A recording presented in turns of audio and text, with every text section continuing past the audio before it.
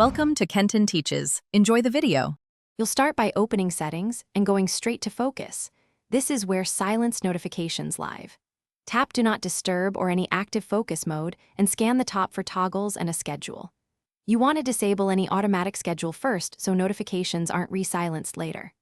While here, make sure phone volume and ring/silent switch match your intent.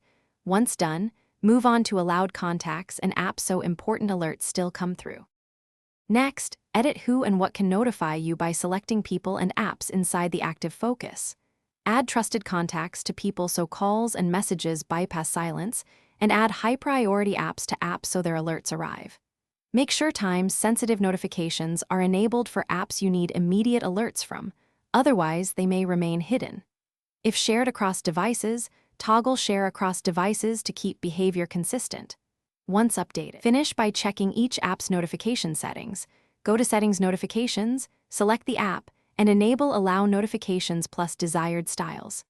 If focus and app settings look correct but silence continues, restart your iPhone and install any pending iOS update to resolve potential bugs. Also inspect Notification Summary, which can defer alerts. Disable it for urgent apps. If nothing works, reset focus settings or contact Apple support. That troubleshooting step clears custom.